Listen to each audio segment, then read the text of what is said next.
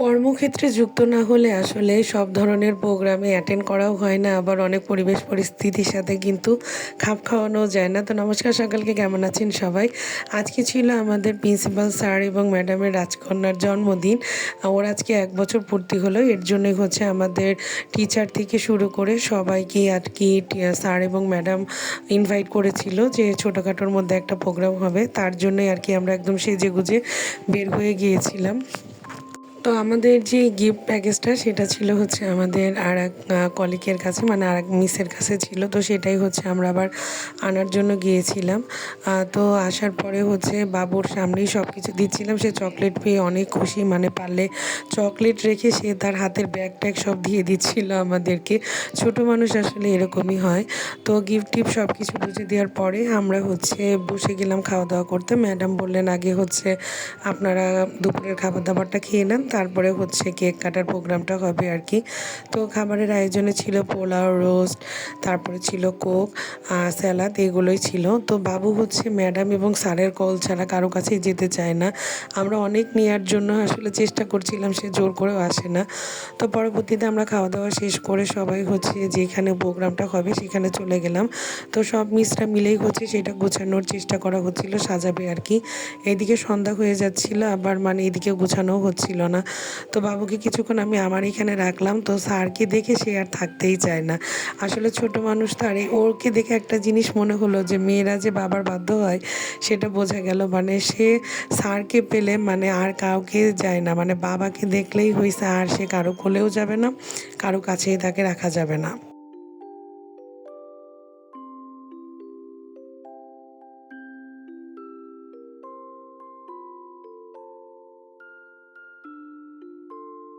আমি স্মৃতিটাকে জমিয়ে রাখার জন্য হচ্ছে অল্প অল্প করে কিছু কিছু ক্লিপ নিয়ে রেখেছিলাম।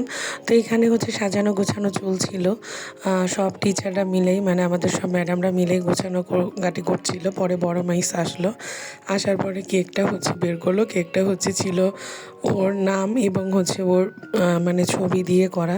কেকটা অনেক সুন্দর ছিল এবং এটা হচ্ছে সেই মাহেন্দ্র খন যখন হচ্ছে ওকে একদম রেডি করে দেওয়া হচ্ছে, একদম হচ্ছে ডানা কাটা পরি হয়েছিল। আর পরেছিল পিঙ্ক কালারের ড্রেস। এত মিষ্টি লাগছিল বাচ্চাদের আর মেয়েদের না পিঙ্ক কালারের ড্রেসে মনে হয় সবসময়ই মানায় বেশি। পরে হচ্ছে ওকে এটা যখন হচ্ছে হাতে দেওয়া হচ্ছিল, ওকে দেখে পুরাই আমার কাছে মনে হচ্ছিল পুরো একটা প্রিন্সেস, এত ভালো লাগছিল।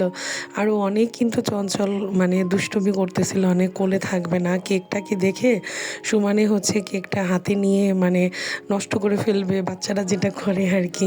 ওকে এই লুকে দেখে আমাদের সবার অনেক ভালো লাগছিল। পরে হচ্ছে স্যার ম্যাডামরা সবাই মানে ছবি তুলে নিচ্ছিল আর কি, যেহেতু ওর এটা ১ বছরের জন্মদিন, এটা তাদের কাছেও একটা মেমোরেবল ডে আর কি।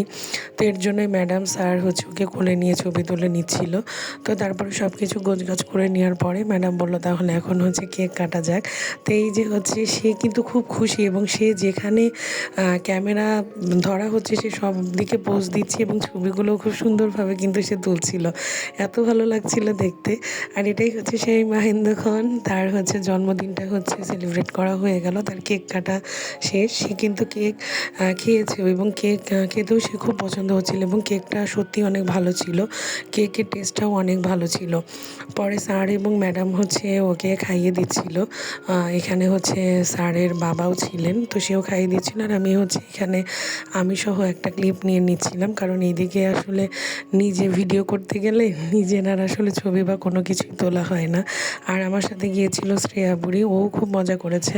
তো বাসায় জন্মদিন পার্টি আমাদের টুকটাক করাই হয়, কিন্তু মানে এরকম এত বড় করে সবার সাথে করাটা এই আমার দিক থেকে আসলে প্রথম আর কি। বাইরে কোনো জন্মদিনে এইভাবে অংশগ্রহণ করা, তাও আমার হচ্ছে প্রফেশনের ক্ষেত্রে।